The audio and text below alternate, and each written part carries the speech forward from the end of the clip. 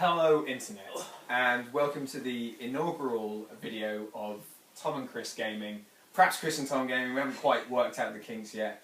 I'm Tom. I'm Chris. And together we'll be discussing many of the video games aspects that we've enjoyed throughout a long and storied history in video gaming. So we're here today to talk about a subject that's very, very close to our hearts, and that is the nature of rage quitting. So the reason why you would quit a game that's made you so angry that the only course of action left to you is to just throw down the controller or mouse and keyboard if you're a PC gamer, which is and put the game in disgust. So we're going to go through a little bit of our theories about why rage quitting happens, and then for your viewing pleasure, we'll be going through some of the top rage quits of our gaming history.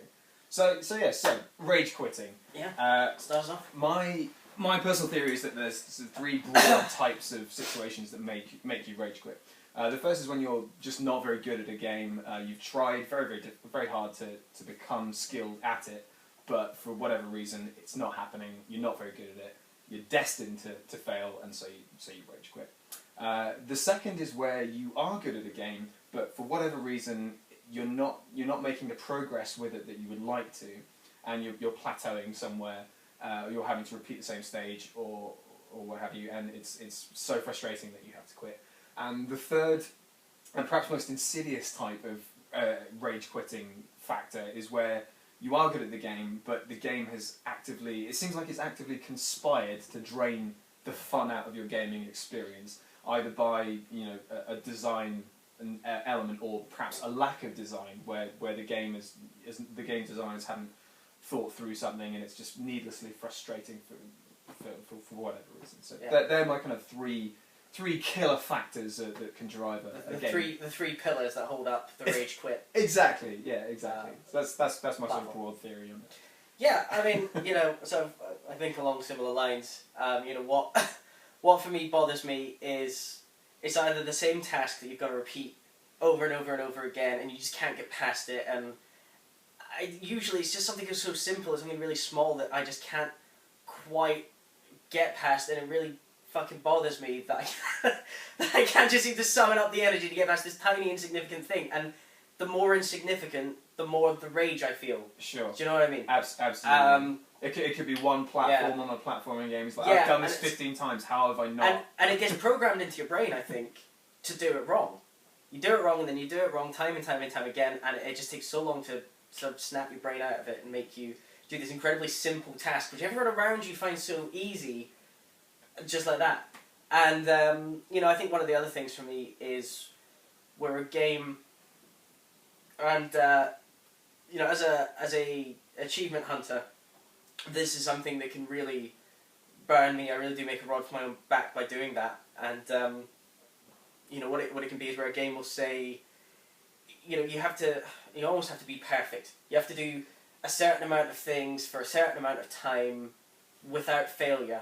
And each individual task is easy. It is doable perfectly. But doing them all perfectly means that you just need to make that one mistake, that one fuck up, a quick lapse in concentration, or a bit of impatience leading you to be impulsive, and bam, you've fucked it. You've got to do the whole thing over again, and it can take anything from another 10 minutes to another 2 hours, depending on exactly what's been asked of you, and just sort of how much you can save in between. I want to actually, if I may, Tom, introduce a little bit of academia into our please do into proceedings here. Well, it's good to let the viewers know this isn't just sort of mindless riffing. It's good to know that they're going to learn something from the experience. Not mindless at all. A psychologist named Dollard in 1939 came up with a hypothesis, and he called it the frustration-aggression hypothesis. And it goes as follows. We each have these sort of psychic defenses that we use up every day, like shields. And, something bothers you, it just chips away at that defense a little. You draw on that defense to sort of go, it's okay, he didn't mean to kick me, he didn't, that guy didn't mean to splash me with a puddle while I was walking to work. But the more that happens, the more you're drawing on those defenses, the weaker they become. and so it gets to the point where you come home and the cat's tangling in amongst your feet, and you end up just yelling at someone for no good reason. Because your psychic shields have been Because your psychic shields have been depleted, and that is exactly what these games do to you. That is exactly what happens to me. And the frustration leads to the aggression, hence the name of the model. So for those young budding psychologists amongst you, do look that up. But that is exactly what I think about, and it doesn't help knowing it at all. No. But I know exactly what the game's doing to me. The first time you die, the first time you miss that jump, or the first time that you can't get past the boss, you're like, damn it. I'll have another go.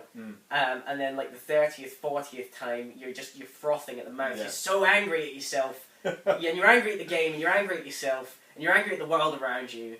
And the best thing you can do is to turn off the game, give yourself 10 minutes, recuperate. Let those shields recharge. Let your shields recharge, but you won't. You won't do it. You won't let yourself. You won't until you hit critical mass, which is what we're talking about, and you do actively rage quit. And so yeah. Dollard. Dollard, not Dollard. I bet you got some major blowback from the that. 30s were a rough time. Yeah. But that's what he's talking about. Yeah. So you rage quit because your shields are all gone, and then you just got to let them build up again. So attend to your psychic shields. Yeah. Internet. Have a bath. Have a drink a cup of tea. Do something to relax yourself. Don't let it get to the point where you've got to turn the game off. And the worst part is, certain games, they don't let you take that time. They don't let you have 5 minutes to yourself because you've had to spend, say, 2 hours getting to the point where you're at. Sure. So you can't just turn off the game and take 10 minutes because you've already made the progress you need to make. Sure. So, if you're in an online game situation where there are other people... If that's how you choose to live your life. Exactly. Yeah. Then there's other people counting on you, so you've got to keep going. I really like that theory. Not only because it makes sense, but also because it kind of suggests that real life is a bit more like Warhammer 40,000 than I originally thought, which is always good. Which is I find exactly how I've lived my life up to this point. Good, and will continue to do so. Yeah, great. So Tom, why don't you start us off? Why don't you talk about number 10 on your list of number 10 of top 10 rage quits? Very sophisticated note-taking process I have for this. I take this very seriously. Of course. We'll shoot you A4 here. So we'll go through our top 10 rage quit games or moments of our history. So number 10. So it's starting from least raging to Eiffel Tower of rage. Number 10 for me is a game called Quap, which many of you might have heard of before. You're not familiar. No, I haven't heard of it. Well, I have now because you told me about this just before we started the video. But otherwise, I didn't know about it. Don't spoil the magic. They don't need to know that. All right. Okay. Just if I say it in the rehearsal, just leave it there. Okay. Otherwise, and we haven't rehearsed, not really. So that's it. That's what I'm talking about. Okay. So we'll edit this out. Yeah, we'll edit it out. It's fine. So Quap. Quap is a very basic game where you control a runner's legs, and so you tap the keys and trying to make his legs sort of run as a normal person would. But it's incredibly difficult. So what actually happens is you start moving one leg, and then it flips around, and so all of a sudden the runner's on his back, legs flailing around. It's a very clever but very simple system, but it's one that I completely do not understand at all. Is this a Steam game? Giving you No, I think it's just. Internet, correct me if I'm wrong. I think it's just. And they'll take great pleasure in doing it. I think it's just a mobile sort of tablet game. Okay. It's just I believe. But yeah, it's a very simple game. But I simply cannot get the hang of it. I can't get the runner to put one foot in front of the other one. He just ends up flailing around on his back like some sort of like jellyfish let out of water, and I just simply couldn't do it. But so the reason it's number 10 is because it was massively frustrating, but only for 2 minutes, because that's as long as I played the game before realising, this is shit, there's nothing I can do about this, I'm out. Yeah. So it was a game that... You just couldn't master the basic controls. It kind of makes sense, it's a clever idea, but I was not... It's the first pillar of my 3-pillar process. A type 1 rage quit. A type 1 rage quit, exactly. Because I couldn't get even the most basic commands down, I just simply wasn't good enough to do it. So number 10 is Quap. Okay, number 10 for me then, which I haven't ranked, so We're just going to do this on the fly. Yeah, I may well regret that.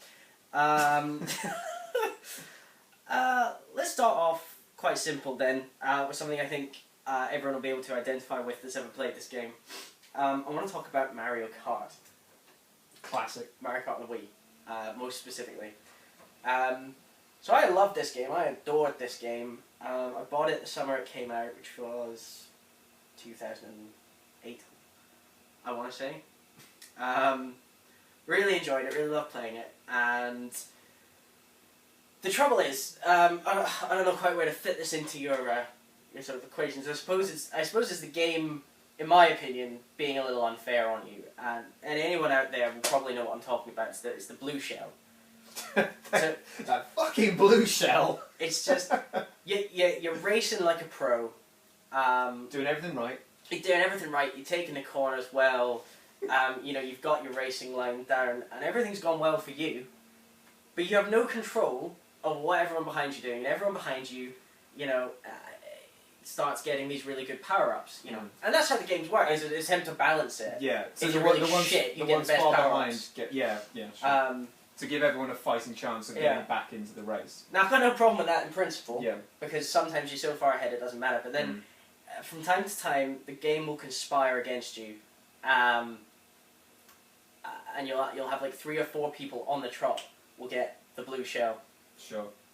And it'll hit you at just the worst moment as you're going over a jump, or as you're taking a really tough corner, and you'll go flying off the map, and you'll say, still got it, still far ahead, and then there comes the next one. Bam.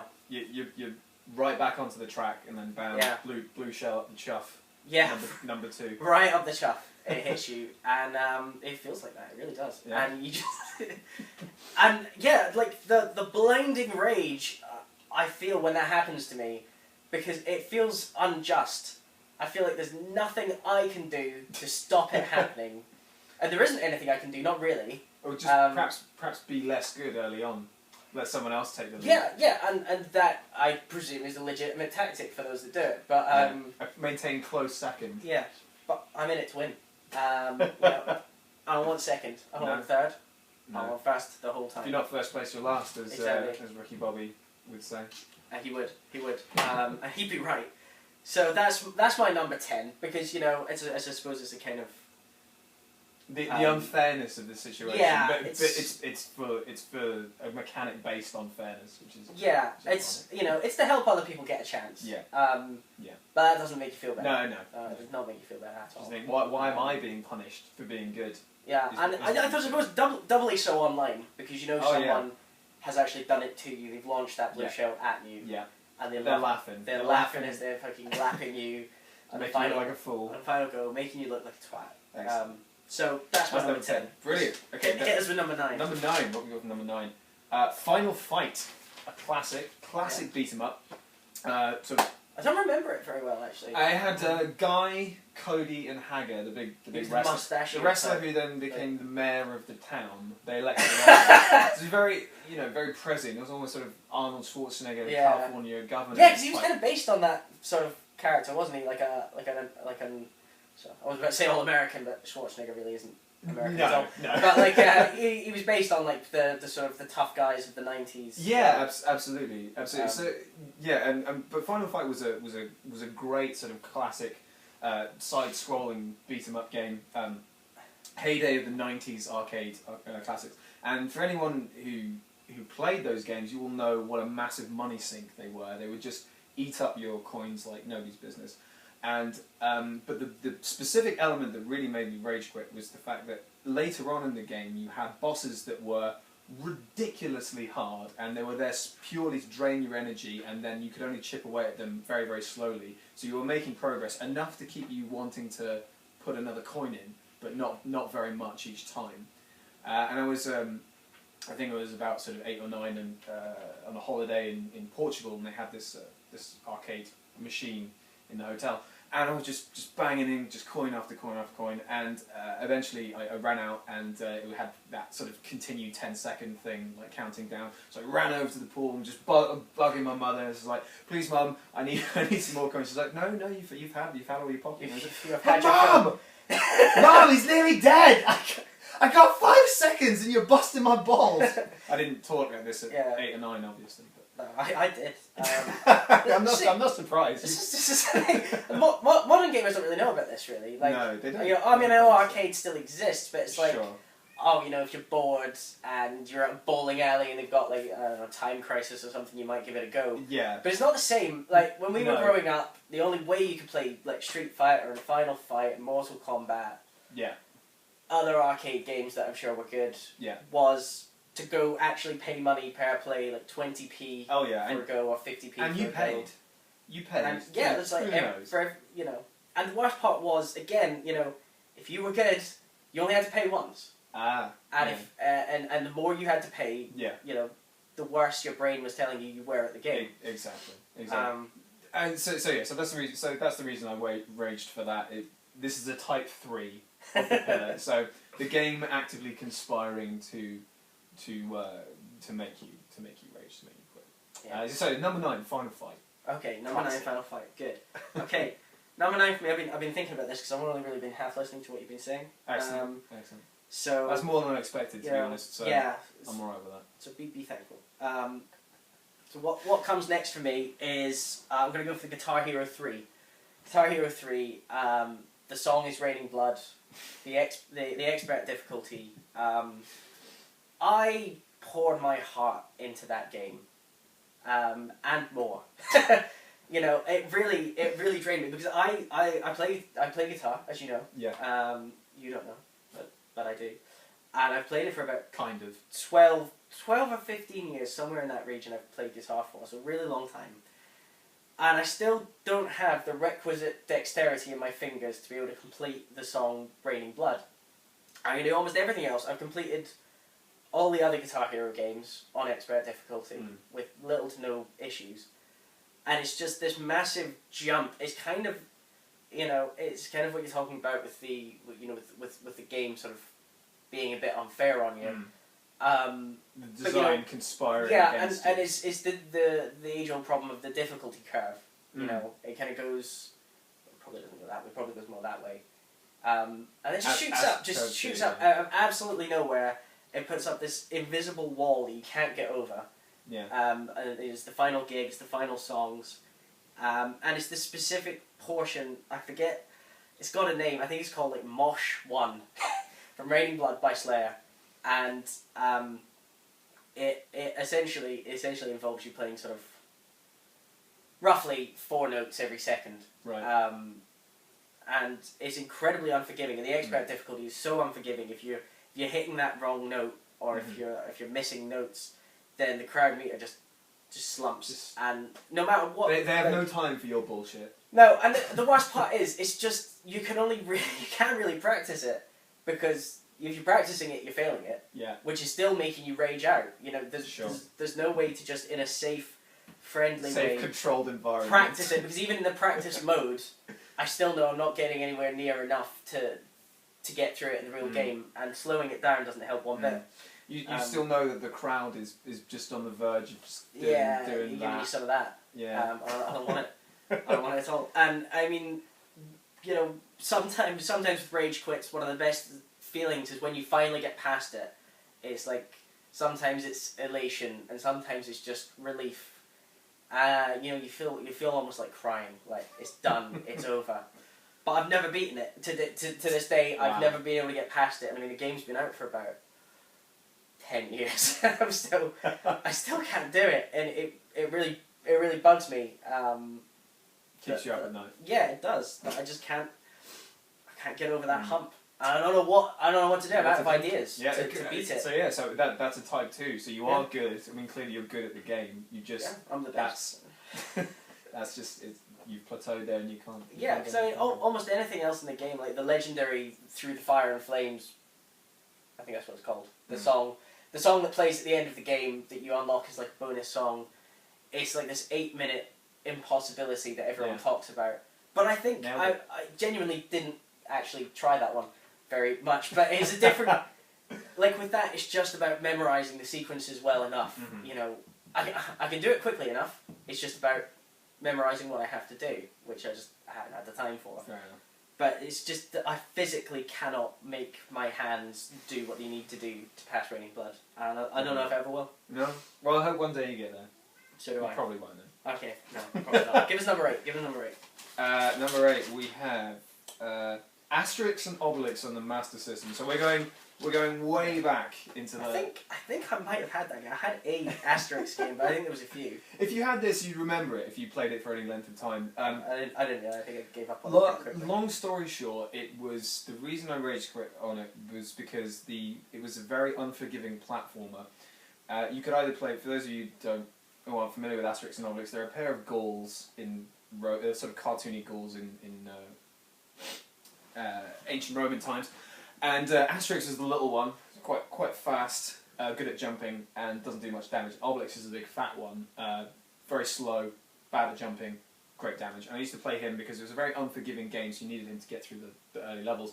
But then when you got to the platforming stages, you're trying to fit a guy who takes up a third of the screen onto a platform about yay wide. And just time after time, it was like you were saying right at the beginning of the video, it's just one little section that you have to do again and again and again because you just screw it up so often, and it literally made me lose my mind. I stared into the depths of hell for a short period of time, and I thought, no, I have to leave this. So I never completed it. Completed it. So yeah, so tough platformers from back in the day. So yeah, Asterix and Obelix, number 8. I think what was really tough about those games, you know, I haven't actually, spoiler alert, I haven't got the original Mario on this list, but it's that kind of ilk where the platforming in itself was really tough, but what was the worst part was you only had a certain amount of lives, and so, you know, it sort of crosses two boundaries really. You know, first of all, you've got that repeated bit where you just keep screwing up. I can't make that tiny little jump where I have to jump again and then I have to jump on the turtle's head and you know, whatever else. But you also knew, if I fuck this up again, this is my last life, I'm done. Yeah. I'm going to go right back to the start of the game, and I've already been playing for about 3 hours. And that, you know, it's a rage quit, but the game's chucking you out anyway. You know, it's game over, but you almost want to have the last word. And you're like, no! I'm turning the game off! I choose. This is my choice. You're not throwing me out. Yeah. You can't fire me, I quit. I could play again, but I'm not going to because you suck. You can't fire me. I don't suck, you suck. Excellent. I mean, in a lot of my rage quits, I talk to the screen. Yeah, oh, of course. I yell. I don't just yell. I start a dialogue that continues. Like every time I fuck up again, I'm talking to it. I'm saying, "Fuck you. You're not gonna fucking win. You're not gonna fucking beat me. I don't care if I spent 4 hours doing this. Yeah. I'll spend 10. I'll do it. I will pass it. I've got nothing but time. Yeah. Nothing but time. And then I don't. I turn the computer off. I stomp around the house. I hit something. I scream at the top of my lungs. You win. And that's what I sort of feel at my weakest. Which is the healthy way of dealing with it, I think. Not really. No, not really at all. All right, what are we up to? Number 7. 7. Okay. So what? Very quick one. This Okay. Rage the game by ID. Very apposite for this video, I thought. This doesn't actually fit with my theory of the 3 pillars. The reason I hated it and rage quit at the end is it's a rage quit, but not because I completed it and then raged at the ending because it was the laziest, most poorly told story I've ever seen in a game. I slogged through it. It was actually not a bad game. A lot of good mechanics, a lot of good ideas, but I felt cheated when I completed it and thought that's all you've got for me. Like lazy endings are nothing new in video games. They're very hard. Good endings are hard to very come common back in the old days. Yeah. It was all you got, really. You know. Yeah, absolutely. You know, you win. Congratulations, thanks for playing. A winner is you. Yeah, the classic, and that's it. That's all you got. That's all you got. And you felt good about it. But you know, I expect more these days.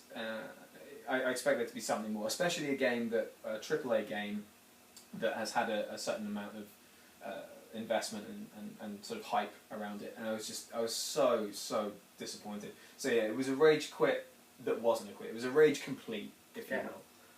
So. A rage never again. And never again, exactly. Never will I or can I put up with this bullshit. Yeah, so that's my Okay. 7, Rage. Okay, so I think I'm still on 8. I'll go for Oh that, yeah, right? do a double bill. I'll do a double. So Yeah. that means you get to open 2 presents at Christmas. Um, And both of them are socks in this case. Alright, so a well-known fact about me amongst my peers is that I fucking love the Batman Arkham games, Batman Arkham You are Asylum. you are Batman. I am Batman, and I genuinely feel like Batman, and I'm sure at some point I will do a video just sort of gushing about how great those games are. But it's when you love something that much and it treats you bad that that stuff like this can happen. It's like, why don't you love me the way I love you? It doesn't. It does not one bit. So what I'm going to talk about first, Arkham City. I'll do a double bill here. Actually, this works out quite nicely. I'll do Arkham City, then Arkham Origins, sequential to the game's release. So what Arkham City did, brilliant game, fantastic, extension of the franchise. And it had these VR missions that didn't exist in the first game, where you had to glide Batman through a set of, and it wasn't even VR, it was AR, it was augmented reality. Right. So his little cowl, he could see Through his visor. through his visor, he could see things that he had to fly through loops. And they all start off fairly simple, and they get up and up and up as you get better using more techniques. Sure. And then there was one, I don't even think it was the last one, I think it was AR number 3. And it was right outside Joker's Funhouse. And if I recall correctly, you had to jump off of a crane, and then pretty rapidly you had to go into a downward dive, and then you had to pull back up again, which causes you to actually gain some altitude again. And the timing of it just had to be absolutely perfect. If you left it too late, you just hit the floor. If you did it too early, you wouldn't hit the next loop, and you would hit the roof, because you had to fly through a tunnel. Right. That was the Joker's smiling face. And as we'll get on to later, when the game's actually actively taunting you like that, Yeah. showing you a big old smiling clown face every Sure. time you fail, that doesn't help. That's That doesn't help. deliberate. Yeah. They They know what they're doing. They know to what you. they've done there. And I'd try and find guidance on the internet, and it would be like, yeah, this one's pretty easy. It would tell me to do exactly what I knew how to do. I just wasn't doing it. I just wasn't timing it right at all. Helpful. Yeah. And eventually, like the time I did it made me feel like I wanted to break down and cry. Like I said, it's over. It's done. I don't need to do this again. Not ever. And then I did it again. When I got into the hard mode, because I was a real glutton for punishment. And on hard mode, for some reason, I found it incredibly easy, and I did it first time. And it was almost like a trick. It was like, I got you. I know. It's done. You can do it now, but you know how much you struggled with this incredibly easy task before. Yeah. And I did. I really did. I was spitting with rage. And then on to my number 7, which is Batman Arkham Origins. Mm-hmm. I had a tough time picking one from this, because it was certainly it's been the weakest installment so far, and there were a few moments throughout the game that had me raging out. Ultimately, what I'm going to go for, which I really just point the finger at, I believe it's Warner Brothers Montreal that made this one, is the online. The online has been catastrophic. It's a really good setup. It's a really fun game to play online. It's really enjoyable when you can get into a game. Right. But the matchmaking is hellish. Like any other game, I was playing. I was talking about Mario Kart Wii just the other day. I fired that up. I was online. I played worldwide, and within 2 minutes, I was in a lobby and I was playing a game. Sure. And that game is 4 or 5 years old. Mm-hmm. And this brand new AAA title couldn't get into a game for love nor money. And the only way I could get games going, and anyone that's watching this that's played it will be able to empathise here, was that I had to find someone I'd found in a lobby before and invite them into my lobby. And they would invite other people that they'd found in previous lobbies until we had 8 people in the lobby and we could actually play the game. Great. And what made me rage quit about this was simply that I couldn't get a game going. I would have 1 or 2 games, and then one person would leave the lobby, and I knew that's 10 minutes. Another person would leave, that's 20. And I would sit there and I'd go through the list and I'd be like, come on, Boner Ranger 57, come play Batman, you know. And you just start getting knocked off messages like, oh, dude, I'm trying to watch Netflix, you've sent me like 5 invites, leave it alone. But I couldn't because I needed to play the game. I really wanted to play it, and I'm just... I need you to do this, Boner Ranger. Yeah, and Boner Ranger was not game. So... That is quite inexcusable in this day and age to get something as basic. If you're going to have a proper...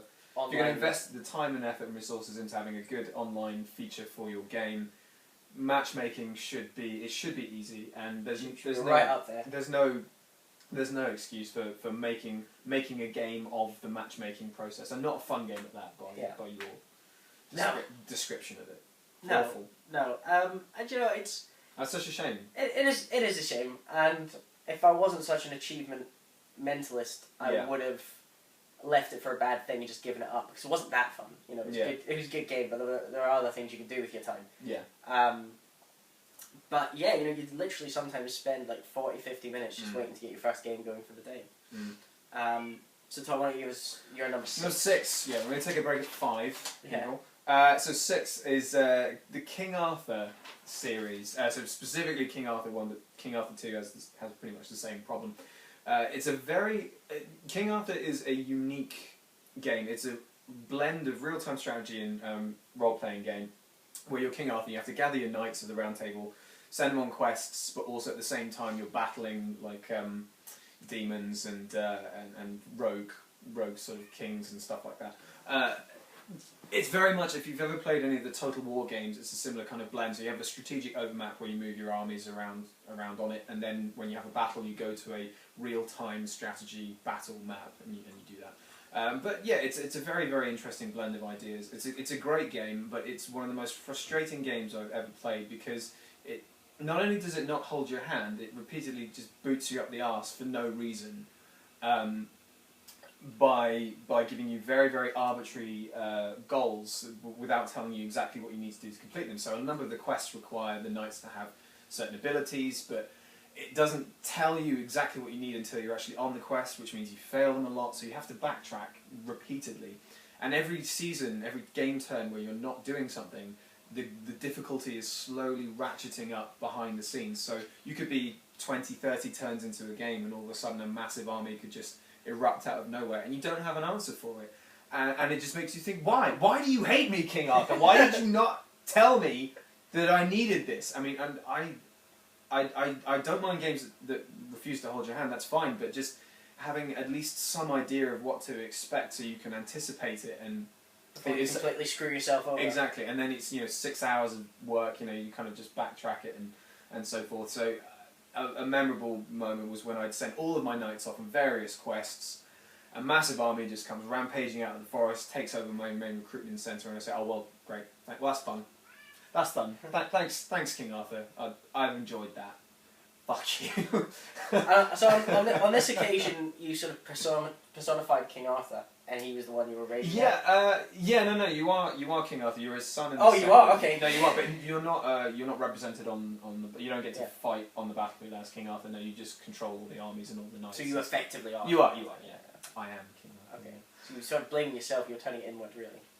Yeah, pretty much. Well, sorry, when I said that then, when I say King Arthur, I was literally talking to the game in that case. But I kind of do blame myself for putting myself in that situation. But it's interesting, and I think it comes across the differentiation of your different types here.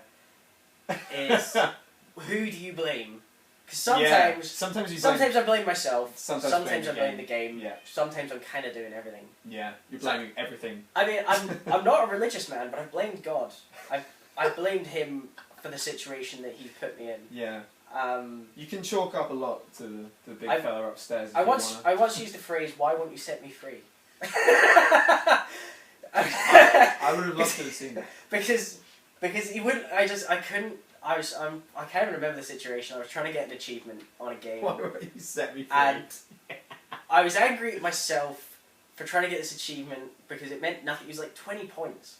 But it was just what it represented on the whole, that it would represent me getting every achievement on that particular game, I think. And we're also, side note, we're going to do another sort of specific video about achievements, because Chris is the biggest cheevo whore Yeah. I've ever seen in my life. It's fantastic. And not the best, just the best. Not the best. Exactly. I'll put the most time into it, but I won't get the most out of it. I'm a bit more ambivalent towards the whole thing, but that's something we really want to cover because it's very interesting. Bit of carrot and stick. Yeah, exactly. Cool. Yeah, so that's my number 6, King Arthur. Check it out if you haven't seen it. If you hate yourself and think you need to be punished, check it out because it's great and horrible. Okay, I will. I think I need to come up with number 6 then. Yeah. Oh, you need to choose. Yeah. Yeah, let's choose. We're gonna go for Hitman. Hitman. Love Hitman. My good friend Agent 47. What a guy. What a guy. I'm massive fan of the Hitman series. I've played them all to death in some cases, nearly to my death, and with sort of last year, about this time last year, they released the HD collection, and it did something for me. Again, talking about achievements, it said to me, Chris, you can have the achievements that you should have got when you played this game on the PC all those years ago. So I could finally set about, getting the points, because I feel in this odd sort of cosmic balancing kind of way that if I played a game on the PC that later gets achievements, that I'm owed the achievements that I would have otherwise unlocked had they existed at the time. Exactly. So it's not my fault that you put it on a different platform. I've still done the challenge. Yeah, I've still done the job. Why won't you? I do the job, I get paid. Why am I not getting paid? And so I played Hitman 2 and Hitman Contract, and even the dreaded original codename 47. Wow. On the PC, and enjoyed them to varying degrees. Namely, everyone but 47. Sure. Sure. It's surprising that the series got off the ground so well. I mean, it was great, but it was incredibly was literally frustrating. a piece of shit to start off with, and it became one of my favourite game series. Sort of from 2 onwards. Yeah. So I love those games and look back on them with only fond memories. So I was really excited to play back through them again and get those achievements I so richly deserved. For Blood Money, it was a breeze. It was really enjoyable time, and it forced me to play on the harder difficulties that I'd never done before. And it helped me learn to play Hitman in a slightly different kind of way. And then, I did the same. I kind of worked my way backwards, really. I played through Contracts, similar kind of thing, although it was a bit tougher at times. And then I got to Hitman 2. Hitman 2 Silent Assassin. And the game just repeatedly punished me for no good reason. Because the trouble is, and the reason, something I'm sure I'll do a video about at some point, is I have this, anal desire. Probably not my best phrasing. This lust, I suppose. I have this sort of anal retentive need to play through games in the order they were released, not chronological necessarily, just the order they were released. And the reason for that is because all you ever do is go, oh great, they've improved mechanics or they've improved the graphics, and it's very rare, although it does happen, that the game actively gets worse. And it can be really difficult going back to old games. Sure. So where I've broken my own rules, I got really badly punished for it, because the mechanics of Hitman 2 were devastating compared to the future games. They introduced this suspicion meter, and if you were wearing a costume and you got too close to someone, or they could see your face or whatever, the suspicion meter would go off the charts, and out of nowhere, someone would pull out a gun and shoot you, and it didn't matter where you were. In one of the missions, you're in a hotel, you accidentally wander into the laundry, and someone will gun you down.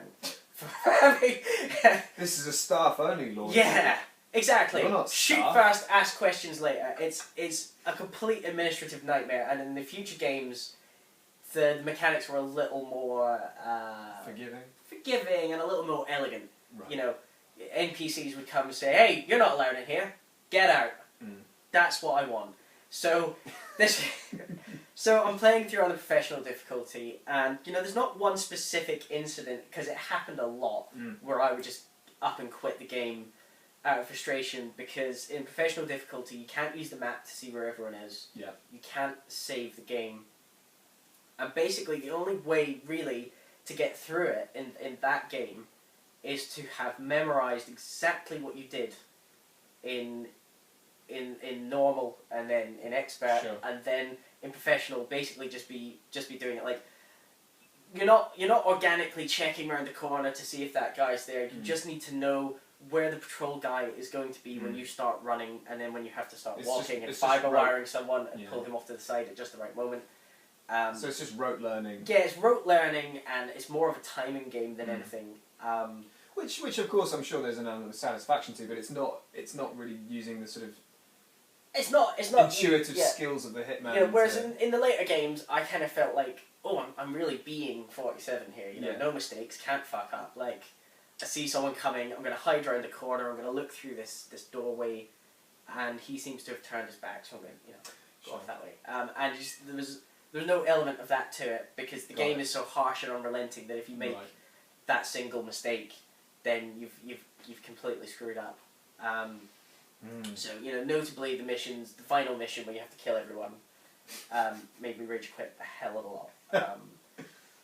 But also, there's one called the Motorcade Interception. I don't know if you remember it, where you've got to... I do, actually. You've got to take out the sniper rifle and kill the Arab sheikh in his limousine. And it's very, very easy when you've got to save, and you can save right before you take the shot, because you can just over and over again until you get the shot right. But if you miss that shot, which is really easy to do, you've got to do the whole mission over again. Okay. And that's, you feel... It's Sisyphean. Is what it is. You're just constantly redoing it. So I'm just gonna get angry if I keep talking about it soon. yeah, we are approaching sort of. So number 5. So I think that's probably a good time to break there. It's a good time to break. Break the video there. Hope you enjoyed it. So that's 10 down to 6. Join us for part 2, where we'll be talking about the top 5, the biggest rage quits of our respective gaming history. Good thanks very much. Look forward to seeing you in part 2.